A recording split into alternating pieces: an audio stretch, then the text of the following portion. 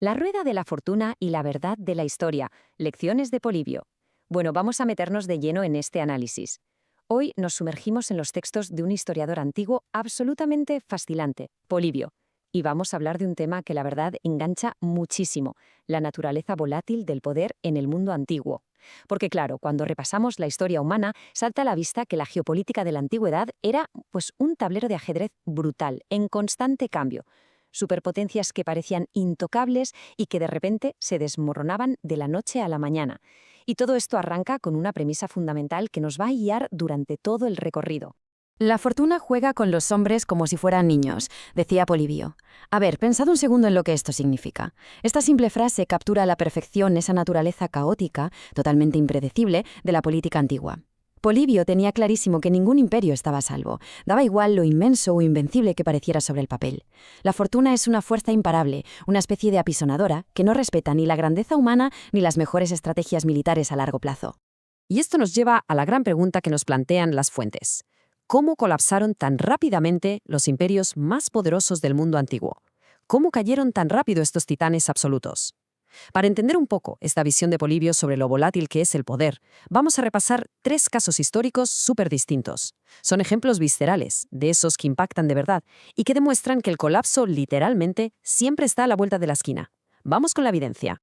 Caso número 1. La caída de Cartago.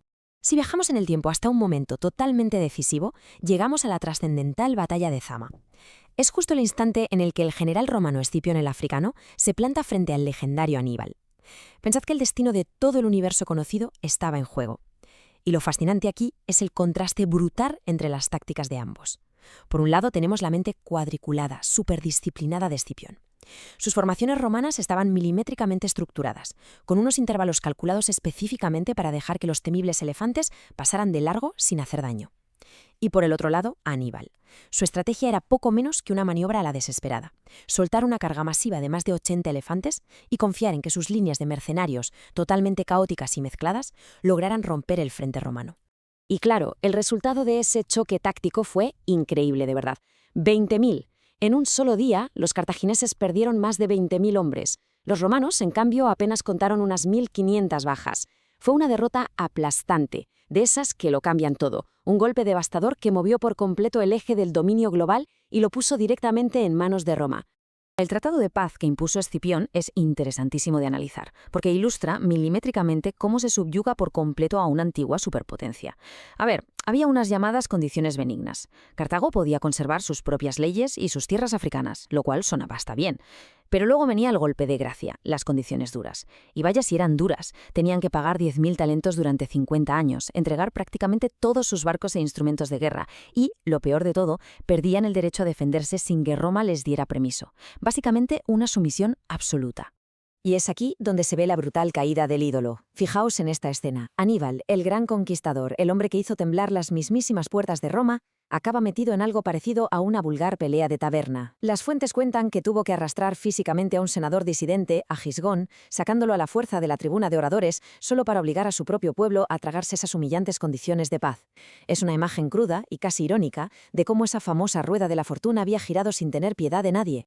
Caso número 2. Tiranía en Alejandría. Cambiamos totalmente de escenario. Dejamos atrás la guerra superestructurada de Cartago y las fuentes nos llevan a una escalada de violencia rapidísima e incontrolable contra Agatocles, un ministro corrupto y tiránico. Nos metemos de lleno en el Egipto ptolemaico, donde imperaba la caótica y sanguinaria justicia de la multitud. Resulta fascinante y a la vez aterrador ver cómo se desarrolla esta rebelión paso a paso. Todo empieza con los ciudadanos reuniéndose en el estadio. De ahí la cosa se calienta y las mujeres empiezan a lanzar maldiciones en el templo de Ceres. Y finalmente la chispa detona. La multitud, completamente descontrolada, echa bajo la fuerza las puertas del palacio exigiendo al joven rey. En cuestión de minutos, toda la autoridad se esfuma en el aire. Renuncio a la tutela. Solo ruego por mi vida y el alimento preciso para sustentarla. La ironía de estas palabras de Agatocles es impresionante. Hablamos de un tipo que hasta hacía nada controlaba un reino entero a base de crueldad y excesos. Y de repente, ahí está, reducido a suplicar miserablemente a través del enrejado de una puerta. Está dispuesto a renunciar a todo su inmenso poder a cambio de un poco de pan. Es un ruego casi cómicamente patético, sobre todo si lo comparamos con la brutal realidad que le estaba esperando justo al otro lado. Porque el final es, sencillamente, espeluznante. No es que los mataran de forma rápida, no. Las fuentes nos relatan una venganza salvaje en estado puro. Agatocles es capturado y apuñalado. A su hermana Agatoclea y a toda su familia los exhiben desnudos. Y una multitud completamente enloquecida literalmente los muerde, los apuñala y los despedaza miembro por miembro en medio de la calle. Es sin duda la cara más visceral y aterradora del conflicto en el mundo antiguo. Y claro, Polibio no incluye este evento tan brutal en el texto porque sí. Esta justicia de la multitud, esta crueldad excesiva y totalmente incontrolable de un pueblo enfurecido, sirve para dejarnos claro cuáles son las consecuencias definitivas de la tiranía. Nos demuestra la tremenda volatilidad de un populacho que, después de haber sido oprimido, explota y se desata sin ningún tipo de filtro legal ni freno moral. Caso número 3. La tragedia de Abidos. Esto nos lleva a un asedio que pone los pelos de punta. Un asedio de una urgencia tan extrema que pone a prueba los límites absolutos de lo que el ser humano puede llegar a soportar antes de rendirse. Nos situamos en la ciudad estratégica de Abidos, que está siendo asediada implacablemente por el rey Filipo de Macedonia. No hay tregua, los ciudadanos están totalmente acorralados, los muros defensivos del interior se vienen abajo por culpa de las minas y las máquinas de asedio, y para colmo, no hay ni la más mínima esperanza de que los romanos o algún otro aliado vengan al rescate. La situación es de una fatalidad inminente. Ante esta caída segura, el nivel de tragedia alcanza unas proporciones casi míticas. Los ciudadanos formulan un pacto macabro. Deciden liberar a todos los esclavos para que se unan a la lucha. Encierran a las mujeres en el templo de Diana y a los niños en el gimnasio. Apilan absolutamente todo su oro y su plata en la plaza mayor. Y lo más fuerte de todo, obligan a 50 ancianos a jurar solemnemente que si el muro cae, ellos mismos tendrán que masacrar a todas las familias y quemar todo para que nada caiga en manos enemigas. Creo que es la decisión más desesperada y aterradora que uno puede imaginarse. Y la forma en que se desarrolla todo nos muestra un compromiso con la aniquilación que verdaderamente asusta. El primer día hay un combate cuerpo a cuerpo feroz en la brecha del muro.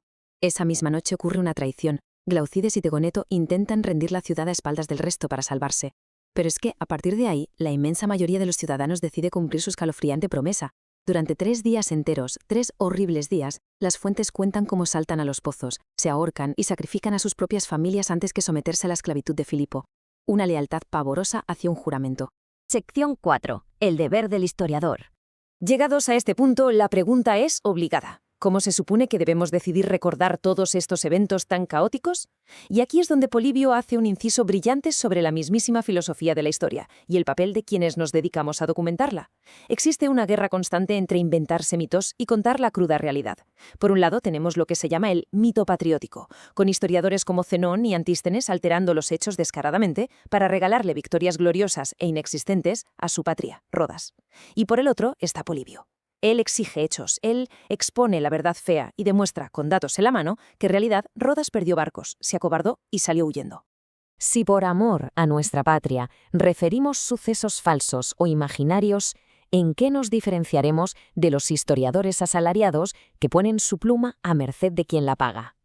Qué advertencia tan brutal, ¿verdad? Y ojo, totalmente atemporal.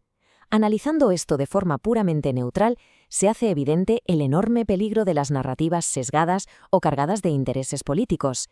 La historia, afirma Polibio, no puede distorsionarse por simple amor a una bandera, ni muchísimo menos venderse al mejor postor, porque entonces terminamos siendo meros propagandistas a sueldo.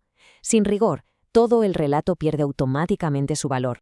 Y esto nos lleva a la esencia de lo que Polibio considera la verdadera historia. No estamos hablando de entretenimiento barato, ni de hinchar el ego nacional con exageraciones para sentirnos bien. Hablamos de un registro súper riguroso, que a menudo es muy incómodo de leer, pero que tiene una utilidad clarísima, la instrucción.